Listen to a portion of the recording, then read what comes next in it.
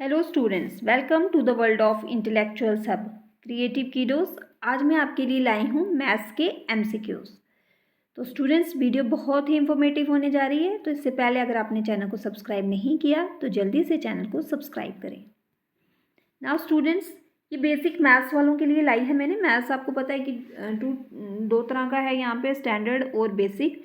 तो यहाँ पे ये जो वीडियो बनी है ये स्पेशली बेसिक मैथ्स वालों के लिए है। तो स्टैंडर्ड वाले भी कर सकते हैं इसको। चलिए स्टार्ट करते हैं। तो फर्स्ट क्वेश्चन है हमारा यहाँ पे, the shadow of a tower is equal to its height at 10:45 AM। The sun altitude is, अब ये एक टावर है यहाँ पे, सन जो है 10:45 पे ये बता रहे हैं कि यहाँ पे सपोज एक पोल है, ठीक है। तो उस पोल की हाइट जो है वो है h। Let A B is the pole और उसकी शेडो कुछ इस तरह से बनेगी नीचे, ठीक है। तो अब ये कह रहे हैं कि उसकी जो शेडो उसकी जो पड़ रही है उसमें से आपने बताना है कि सन का आल्टीट्यूड जो है वो क्या है। तो आल्टीट्यूड के लिए यहाँ पे एंगल जो है वो थीटा बन जाएगा। तो हाइट इक्वल है यहाँ पे उसकी शेडो के। तो सपोज अगर हम हाइट h लेते हैं तो शेडो नीचे जो है वो भी हाइट h ही हो जाएगी। तो दोनों इक्वल हो जाएंगे। तो यहाँ पे हमारे पास है P परपेंडिकुलर और बेस दोनों हमें दिए हुए हैं। तो आपको पता है जब परपेंडिकुलर और बेस गिवन होते हैं तो हमारा क्या लिखता है, tan थीटा। tan थीटा यहाँ पे आ जाएगा, tan theta is equal to A B upon B C. तो अब बी सी क्या है, ये है h अपॉन h। तो यहाँ पे आ जाएगा हमारा tan theta is equal to h cancel हो जाएगा तो 1। tan थीटा 1 कब होता है, tan थीटा 1 होता है 45 डिग्री पे। तो हमारा ऑप्शन बी जो है स्टूडेंट ये राइट आंसर है। ना नेक्स्ट क्वेश्चन है, if x tan 45 into sine 30 is equal to cos 30 into tan 30। तो अब इसमें मैं डायरेक्ट यहाँ से वैल्यूज़ पुट करके आपको बताऊँगी। मैं शॉर्टकट में कर रही हूँ ताकि आपको आप जब करोगे तो आप पूरा सिस्टमेटिक तरीके से करिएगा। तो यहाँ पे सपोज x है, x इंटू 1045 की वैल्यू जो है वो पुट करेंगे। 1045 1 होता है, साइन 30 जो है वो होता है 1/2, कॉस 30 हमें पता है √3/2 होता है और tan 30 होता है 1/√3। तो स्टूडेंट यहाँ पे क्या आ जाएगा, x/2 इज इक्वल टू √3 और √3 कैंसिल हो जाएंगे तो ये आ जाएगा 1/2। तो x की वैल्यू यहाँ पे आ गई हमारे पास 1। तो ये ऑप्शन डी जो है वो राइट आंसर है। नाउ स्टूडेंट नेक्स्ट क्वेश्चन है हमारे पास, x और y हमें कॉम्प्लीमेंट्री एंगल्स दिए हैं। तो मतलब x और y जो है हमारे पास वो 90 डिग्री का है। तो अगर हमें x निकालना है दैट इज़ 90 माइनस y। तो ये कब किस केस में होगा, ऑप्शन डी वाले केस में, secant x is equal to cosecant y जब आप निकालोगे तो। स्टूडेंट नेक्स्ट क्वेश्चन है हमारे पास, sine 2b is equal to 2 sine b। तो हमें ये ट्रू कब होगा, जब b इज इक्वल टू क्या होगा। तो ये किस केस में, ये कैसे निकालेंगे, हम दोनों को निकालेंगे, लेफ्ट हैंड साइड और राइट हैंड साइड दोनों निकालेंगे। फिर देखते हैं कि ये किस पे जाके b एंगल जो है वो किस पे जाके 0 डिग्री होगा। तो लेफ्ट हैंड साइड हम लेते हैं साइन 2b। तो ये आ जाएगा हमारे पास साइन 2 इंटू b। अब जब when b is equal to 0, अगर हम यहाँ पे b 0 ले रहे हैं तो ये आ जाएगा साइन 2 इंटू 0। तो ये आ जाएगा साइन 0। इसी तरह से राइट हैंड साइड हम लेंगे 2 साइन b। तो ये आ जाएगा 2 साइन b की जगह आ गया 0। तो ये भी आ जाएगा 2 साइन b 0। इसका मतलब कि ये लेफ्ट हैंड साइड जो है वो राइट हैंड साइड के बराबर हो रही है। कब हो रही है, जब हम 0 डिग्री एंगल जो है वो ले रहे हैं। तो स्टूडेंट्स इस तरह से करके आपने क्वेश्चंस को सॉल्व करना है। पूरा एमसीक्यूज़ में इतना पूरा सॉल्व नहीं करना, बस थोड़ा थोड़ा करते जाना और फटाफट से अपना ऑप्शन जो है वो उसको चूज़ कर लेना।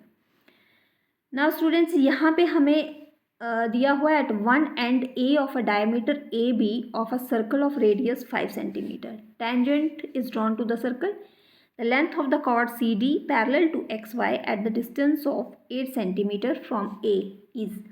अब स्टूडेंट्स यहाँ पे ये सर्कल है हमारे पास और यहाँ पे हमें ये बता रहे हैं कि A B is the diameter. ठीक है, तो अब सर्कल का जो रेडियस है वो 5 सेंटीमीटर है। तो यहाँ पे सपोज ये मिड पॉइंट है इसका सर्कल का, तो ये आ जाएगा, इसका रेडियस जो है वो 5 सेंटीमीटर हो गया। अब यहाँ से ये बोल रहे हैं कि टेंजेंट एक्स से वाई इज ड्रॉन, तो एक्स से वाई यहाँ से हम एक टेंजेंट ड्रॉ कर लेंगे एक्स वाई सर्कल पे। तो फिर the length of the chord C D is parallel to X Y, तो यहाँ पे ये कह रहे हैं कि एक कॉर्ड भी है, तो कॉर्ड जो है यहाँ पे है, ये आगे आ जाएगा सी और डी, और ये जो यहाँ पे डायमीटर को कट कर रहा है इस पॉइंट को हम ले लेते हैं सपोज ई। ओके, तो इस तरह से करके हमने ये बताना है। अब ये बता रहे हैं कि length of the chord C D is parallel to X Y, C D जो है वो पैरेलल है, C D is parallel to X Y.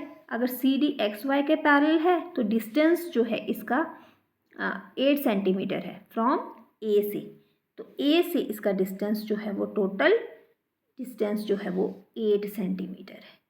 तो स्टूडेंट्स ये हमें पता है कि अगर ये टोटल डिस्टेंस 8 सेंटीमीटर है तो यहाँ से यहाँ तक का डिस्टेंस 5 सेंटीमीटर है, तो ये बाकी कितना बच गया 3 सेंटीमीटर।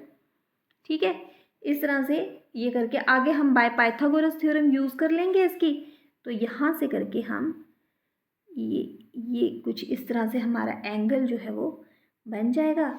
तो पाइथागोरस थ्योरम यूज़ करके आप यहाँ से वैल्यू जो है वो निकाल दोगे। फिर जो लेंथ ऑफ द कॉर्ड आएगी उसको डबल कर लीजिएगा, तो उसका आपका ऑप्शन जो है ऑप्शन डी जो है वो राइट आंसर है, 8 सेंटीमीटर आपका आंसर जो है वो आ जाएगा। नाउ स्टूडेंट्स नेक्स्ट क्वेश्चन है हमारे पास, the 10th term from the end of the AP series. यहाँ पे एक एपी सीरीज हमें दी हुई है, तो हमें इसका आंसर बताना है कि 10th टर्म जो है एपी सीरीज में इसमें क्या होगी। तो हमें पता है यहाँ पे कॉमन डिफरेंस कितना आ रहा है, यहाँ पे कॉमन डिफरेंस हमारे पास -5 जो है वो आ रहा है। तो nth टर्म के लिए हमें पता है ये फॉर्मूला है हमारे पास nth टर्म का, तो ये आ गया -1000 is equal to a plus n-1 d, तो ये आ जाएगा -1000 is equal to a is -5 plus n-1 d। ठीक है, तो इस तरह से करके हम इसको सॉल्व करेंगे। जब हम इसको पूरा सॉल्व कर लेते हैं तो ये हमारे पास आ जाएगा -5 प्लस -950 जो आ जाएगा हमारे पास -955। तो राइट ऑप्शन है हमारे पास ऑप्शन ए। तो स्टूडेंट्स इस तरह से करके आपने क्वेश्चंस को सॉल्व करना है। आई होप कि आपको ये क्लियर हो रहा होगा।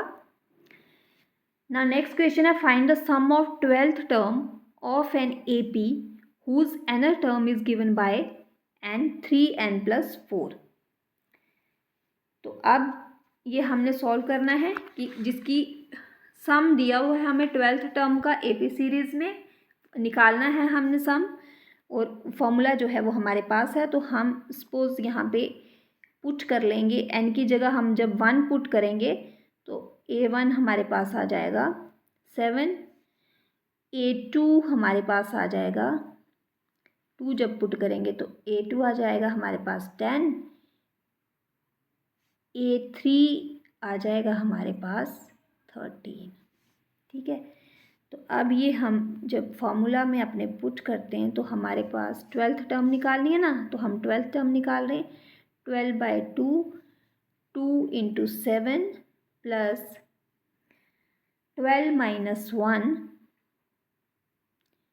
12 - 1 इंटू 3, तो ये आ जाएगा हमारे पास 6, 14, 7 2 = 14 और 12 - 1 दैट इज़ 11। तो 11 × 3 कितने हो गए 33। तो ये आ जाएगा हमारे पास 6 × 47। तो ये जब आप इसको मल्टीप्लाई करोगे तो आपके पास ऑप्शन ए जो है वो राइट आंसर होगा। जो भी ऑप्शन आएगा आपका, आप इसको चूज़ करके देखिएगा कि कितना आंसर आ रहा है, तो जो भी आएगा वो आपका राइट ऑप्शन होगा। नाउ नेक्स्ट क्वेश्चन है students, the sum of all 2 digit odd number is, तो यहाँ पे आप जब इसको अपनी अर्थमेटिक सीरीज़ जो है उसमें जब डालोगे तो आपका जो आंसर है इसमें रहेगा 8th में ऑप्शन बी। ऑप्शन बी जो है वो राइट आंसर होगा। इसमें फॉर्मूला है आपके पास n is equal to last term upon minus last term minus first term, एक मिनट, ये रहेगा आपके पास n is equal to last term minus first term upon difference इसका, ठीक है, और साथ में +1 करके ये फॉर्मूला सब्स्टिट्यूट करोगे इसमें जब डालोगे तो तब आपके पास ऑप्शन बी जो है वो राइट आंसर होगा। ना नेक्स्ट क्वेश्चन है हमारे पास the sum of first n odd natural numbers. तो n ऑड नेचुरल नंबर्स जो हैं वो आपने बताने हैं कि वो क्या हैं। तो उसके लिए आपके पास n नेचुरल नंबर्स के लिए है n², तो ये ऑप्शन डी जो है वो राइट आंसर है। Now in angle BAC is equal to 90 degree. अब BAC एंगल 90 डिग्री दिया हुआ है हमें और AD जो है वो पैरेलल है BC के। तो अब ये कुछ इस तरह से करके आपकी फिगर जो है वो ड्रा होगी। ABC एक आपके पास ट्रायंगल है और AD जो है वो है आपका परपेंडिकुलर BC पे, ठीक है। तो ये इस तरह से परपेंडिकुलर है। तो अब आपको बताना है कि BAC एंगल जो है वो 90 डिग्री का है। तो अब आपको बताना है कि इसमें कौन सा आपका ऑप्शन जो है वो राइट होगा। तो अब यहाँ पे आप ध्यान से देखिए, मैं आपको ये समझा देती हूँ। आप ध्यान से देखिए, एंगल BAD जो है, BAD ये जो है ये सिमिलर है किसके, BCA के, ठीक है। इसी तरह से एंगल CAD जो है वो सिमिलर है एंगल CCBA के। तो इसी तरह से BAD जो है वो सिमिलर है ACD के। इसका मतलब कि जितनी भी ट्रायंगल्स हैं यहाँ पे, ये सारी ट्रायंगल्स जो हैं वो सिमिलर है। तो अगर सारी ट्रायंगल्स सिमिलर हैं तो उनकी साइड्स जो हैं वो प्रोपोर्शनल होंगी। अगर साइड्स प्रोपोर्शनल हैं तो हमारे पास BD upon AD is equal to AD upon CD होगा, ठीक है। साइड्स जो हैं वो प्रोपोर्शनल है। तो अगर ये है तो इसका मतलब कि हमारे पास BD into CD is equal to AD² हो गया, ठीक है। तो ये कौन सा वाला ऑप्शन है हमारा, ऑप्शन सी। तो students, this is all about the MCQs। I hope कि आपको वीडियो अच्छी लगी है। वीडियो अच्छी लगी है तो चैनल को लाइक, कमेंट, शेयर और सब्सक्राइब करें।